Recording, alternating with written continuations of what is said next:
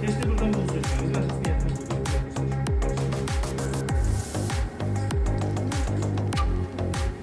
Renk istəsədir ki, bunu təmizləməyə. Olur mu? Renk istidir, başqa bir şeydir. Bir de gördüğünüz baba bunun bu hissəsini təmizləyirəm. Baxın, gördünüz bu. Quruyub. Termopastasıdır bu.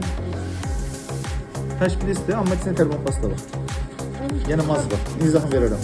Harada satırlar, neçə satırlar var, bunu təmizləyəm. Prosesor biz niyə? Bunu prosesor taxırıq. Bir də prosesor taxarkən burada fikir versəz, 4 tərəfində bütün iynələri var.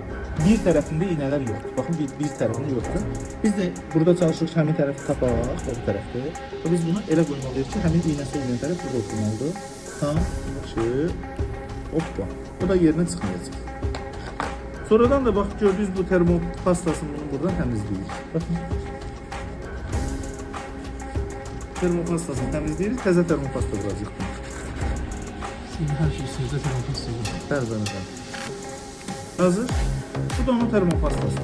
Termopasta var, Teymurov pasta. O ayaqdakı gribokçu. Yaxşı, həqiqətən. Yumuşaqdır, vursun ha. Bunun bir balaca çox olmamaq şərtilə. Bunun bu hissəyə bir balaca vurur. Çox ziyan var, yaşdır ya. Kontakt edə bilər. Bunu sağa sola bacarırıq burada. Sizlərdən uşaqlıqda nehrə yağın istəyəcək bir yerlər, sonra gözləməyəcək. Sağlam ol. Gözləsin. Mesela bunu buradan sakitçe yerləşdiririk.